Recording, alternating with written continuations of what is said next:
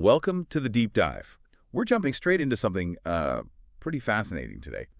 And honestly, a bit unexpected. Definitely got people talking. Yeah, this recent meeting between U.S. Senator J.D. Vance and Pope Francis. Yeah. In Vatican City, no less. Right. You've got, a U.S. senator very much known for his populist conservative views. And then the Pope, whose whole focus globally seems to be on social justice engagement. Pretty much everyone, it feels like sometimes.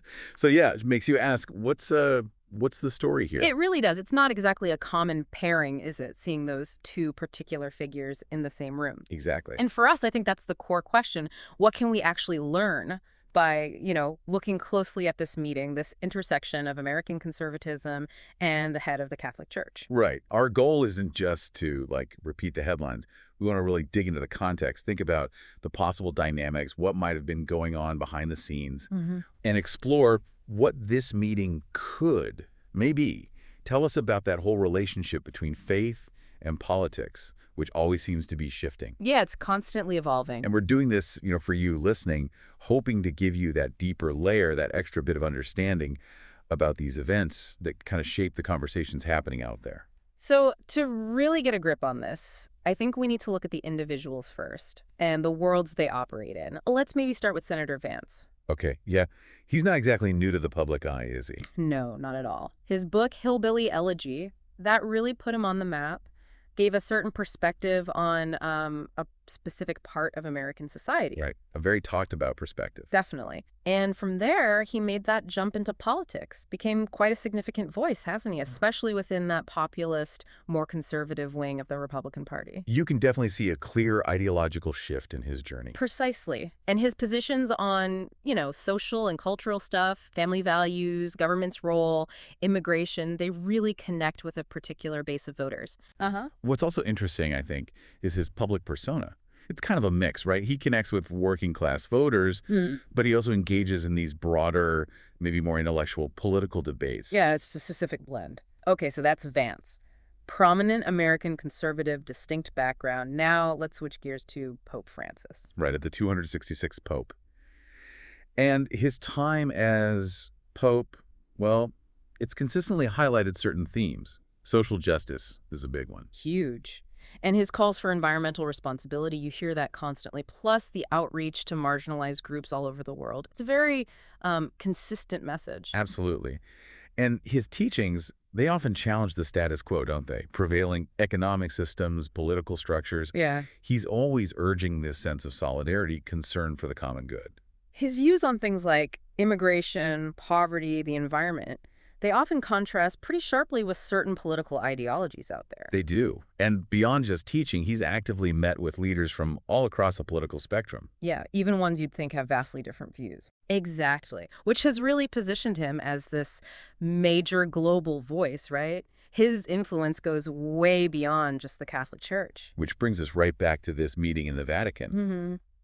The fact that these two individuals got together, it just immediately sparks questions because on the surface, their backgrounds, their stated priorities, they seem so different. Makes you wonder about the why, doesn't it? The motivations, what they might have actually discussed, the potential fallout. Exactly. And the details are still kind of hazy. Was it like a formal audience, a private chat, just a quick handshake? We don't really know the exact circumstances. Right. And then there's the question of who set it up. The name Jonathan Morris has popped up as someone who might have, facilitated it. That's an interesting angle. Someone acting as a go-between could definitely influence the context, maybe even what got talked about. For sure. And you mentioned timing earlier. That could be significant, too. If it happened around Good Friday or Easter, well, that adds another layer, doesn't it, within the whole Christian calendar. So we have these two figures, seemingly from different worlds, meeting at possibly a meaningful time. Let's zoom out a bit now and look at the bigger picture. Okay. We're talking about religion and politics intersecting. And in the U.S., as you know, that's always a complex and often debated space. Oh, absolutely. It's a constant negotiation, that dynamic between religious belief and political life. And when you think about the Catholic Church, specifically in the U.S., it's huge.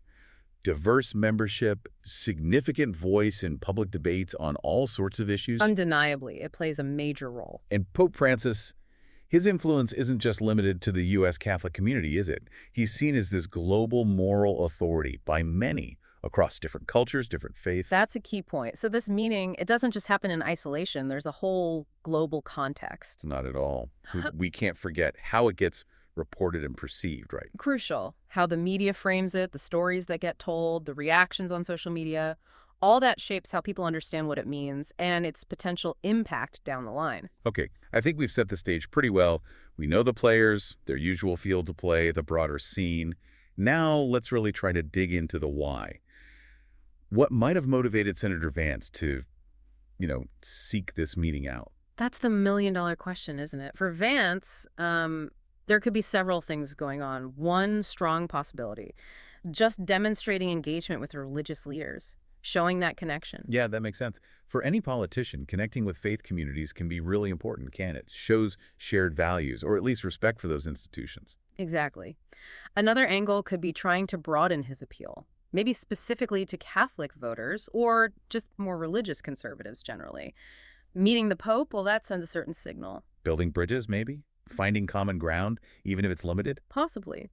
Or maybe there was a chance for dialogue on specific issues they do share concern about. Perhaps things like the importance of family or certain aspects of community well-being, even if their overall politics differ. That's plausible. You can sometimes find overlap on specific social questions. True. And let's be honest, we shouldn't dismiss the more pragmatic side. A photo op with the Pope. That's a powerful image. It can definitely boost a public figure's profile. Oh, absolutely. That visual association carries a lot of weight. Very strategic potential there. Okay, now flip it. What about Pope Francis? Why meet with Senator Vance? Well, Pope Francis has this track record, right? He consistently engages with a whole range of political leaders. It suggests a strategy, maybe, of fostering dialogue across different viewpoints. So, using his platform to try and influence the conversation on his key issues, social justice, inequality, global stuff. That seems very likely, trying to encourage leaders to think about those things. It could also just be a gesture of goodwill, reaching out even across big political divides, maybe hoping for a more constructive exchange, finding any areas for collaboration. Yeah. Or perhaps just seeking to understand, really understand different political viewpoints firsthand. Absolutely. Talking directly with someone holding different views could offer insights, inform his perspective on global challenges. Okay, so while we don't know exactly what they talked about, we can make some educated guesses, right? Based on their known focuses. For sure. Issues like social justice, economic inequality, those seem almost certain to have come up, given the Pope's emphasis. Definitely. And what about immigration, the refugee crisis? Those are huge global issues, both have likely thought about, even if from different angles. Very likely. Family values, the role of religion in society, those also feel like potential topics, maybe areas where they see things differently, maybe some overlap. And you mentioned the environment earlier. Given Pope Francis's focus there, climate change could easily have been part of the conversation. Could well have been. And of course, just the role of the Catholic Church itself. In the U.S., globally, that's always relevant when the Pope meets a political leader. And circling back to Jonathan Morris. Yeah. If he was involved in setting it up. Right. His own connections, his perspectives. They could have subtly shaped the dynamic, couldn't they? Maybe influenced which topics got more attention. It adds another layer of complexity. It's really fascinating trying to unpack all these potential factors. And it's already clear this meeting isn't being seen the same way by everyone. No, not at all. Totally expected. With something this high profile and seemingly unusual, Senator Vance's supporters, they might see it very positively. Like, look, he's engaging. He cares about faith, student values. Right. But his critics, they might be more skeptical. Much more.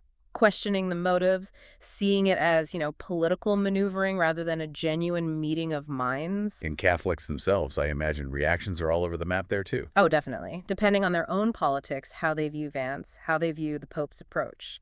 Some might applaud the dialogue, others might have serious reservations. And the media's role in framing all this. Hugely important, as we said, highlighting certain aspects, crafting the narrative that really influences public perception. This whole episode really just highlights that ongoing conversation, doesn't it? Yeah. About faith and politics intersecting. It's ancient, really. Yeah. How do religious beliefs and political action interact? Yeah.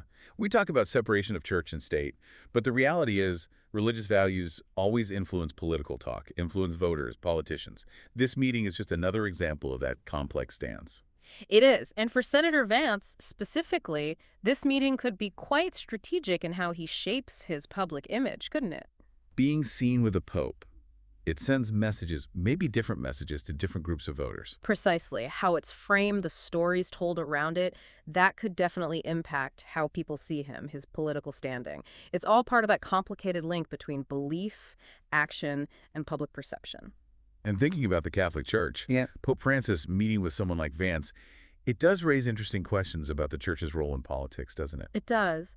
How does an institution focused on spiritual guidance and social justice navigate these kinds of political interactions? It's a constant balancing act. Yeah, tricky. You want to uphold principles, advocate for people, but getting involved politically always brings scrutiny, debate. Right. There's always that tension between staying neutral and speaking out on important ethical or social issues. And thinking globally again, Pope Francis is standing on the world stage. Does meeting a specific U.S. senator impact his influence? Probably not dramatically, but it could. As a global moral authority, who he meets with is noticed. It can subtly affect his standing among other world leaders, international groups. It shows the delicate nature of wielding that kind of soft power. And finally, just the broader cultural moment. This meeting isn't happening in a vacuum. Not at all. It reflects this larger pattern of faith and politics bumping up against each other, shaped by changing social values, cultural trends. It's always reshaping that relationship between religious and political figures. Absolutely. It's a dynamic scene. The boundaries are always shifting. Right. This meeting is like a little snapshot of that whole process. Well put. So, okay, looking forward, let's speculate a bit more directly. What are the potential political outcomes for Senator Vance? Could this help him, hurt him? Like most things in politics, probably a bit of both, right? Uh-huh. It could shore up support among religious conservatives, maybe some Catholic voters who like seeing that engagement. But it could also alienate people who strongly disagree with this politics or who just don't like seeing religion and politics mixed so overtly. It's a gamble, potentially. And what about for the Catholic Church? Could this meeting change the relationship between the church and, say, political conservatives in the U.S.? More dialogue? Or maybe more division among Catholics? It's so complex. You could see potential for maybe more understanding on certain specific issues where they might find common ground. But given how diverse politically Catholics are, these meetings can also cause tension. Some might feel it gives undue weight or legitimacy to certain political views they oppose. Right, and globally. Pope Francis is standing with other leaders, international bodies. Any ripple effects there? Probably minimal in the grand scheme, but every interaction is part of the tapestry. Some might see it as positive engagement, others might interpret it through their own political filters. His overall moral authority likely stays pretty consistent, but perceptions of specific actions can vary. And lastly, the impact on just public conversation. Could this meeting actually shift how we talk about religion's role in politics? It definitely adds fuel to that fire. It gives a very concrete, recent example. It'll likely prompt more discussion about, why these meetings happen, what they mean for church-state relations, the whole role of faith in public life. Then thinking really long term, what could be the consequences of these kinds of meetings for that bigger relationship between faith and politics in the U.S., globally? Well, these encounters, even if they seem small, they do contribute to shaping that relationship over time. They really underline how influential religious institutions and leaders still are in politics. Yeah. And they highlight that ongoing need for us to think carefully about how these two powerful forces interact as society keeps changing. So, yeah, this meeting between J.D. Vance and Pope Francis, it's clearly not just a simple news item. It's layered, complex. Definitely multifaceted. As we've kind of talked through, the motivations, the dynamics, the ripple effects, they're all open to different interpretations. And that reflects the different values and viewpoints we have in society, right? Absolutely. And maybe the takeaway is about how we navigate these intersections, engaging thoughtfully, respectfully, trying to understand different points of view, even when we strongly disagree. That feels crucial. Couldn't agree more. Ultimately, I think this encounter really serves as a potent reminder, doesn't it? Religious leaders, religious institutions, they still hold significant sway in political conversations. It just underscores that ongoing debate about religion's proper place in the public square. And that conversation isn't going away anytime soon. No, it certainly isn't. So as you, our listener, think about everything we've discussed, maybe mull this over. Knowing what you know now about Vance, about Pope Francis, the context, what does this particular meeting suggest to you about that evolving dance between political power and spiritual authority today? What big questions does it leave you wrestling with?